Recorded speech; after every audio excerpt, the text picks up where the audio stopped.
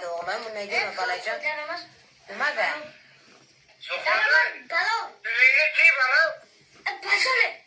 Ha, ota bechora musofirda. Qishda qish, sovuqda sovuq demay ishlaydi. Oyog'idan nam o'tib, bu yerda bu pezlikcha menga po'xoy deydi. Tarbiyani ham o'z tazadan berib qo'ygan ekanda. Ha, yana bechora qayerdan tarbiya bersin? Hali ham bo'lsa oldin Umar. Yosh pezlikcha bilan. Shu o'rinlarki oyog'idan osib qo'yinglar. Bir kun ovqat bermanglar.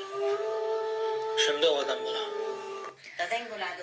Hurmatli Shahzodbek Shahrituzskiy va shunga o'xshab mana shu bolani o'zini videolari, mana shu videolarni o'ziga joylashtirib, xalqqa noto'g'ri xabar berib yurgan blogerlar. Men sizlarni aybdor qilmoqchi emasman. Sizlar haqiqatdan ham to'g'ri video olib chiqqan to'g'ri video olib chiqqansizlar o'zlaringcha. Lekin aslida oilaviy mojaroni olib chiqyapsizlarmi?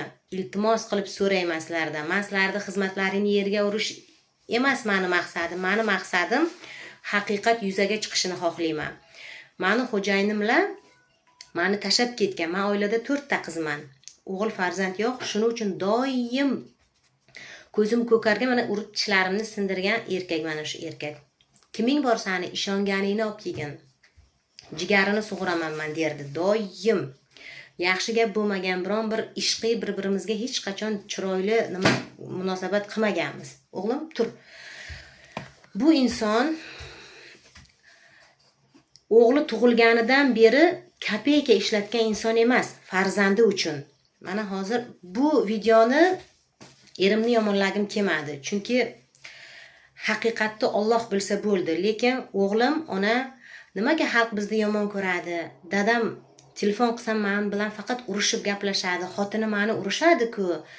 Nimaga dadam to'g'ri gapni gapirmaydi? deb o'g'limni iltimosiga binoan men shu videoni qo'yishga majburman. 15-mayda olingan menakay. Ko'rinadimi, ko'rmadi. 15-may kuni endi ko'rsataman, mayli. Mana bu xo'jayinim bilan bo'ladi mana. Men telefon qilyapman. Mayda men O'zbekistonda edim. Dadasi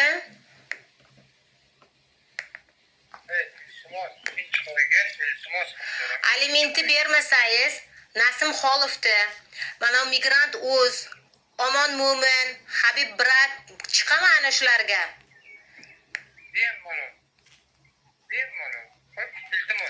Uyingizdagilarni hammasini YouTube'ga chiqarib yuboraman men ham. Siz qanday qilgan bo'lsangiz, men ham shunday qilaman.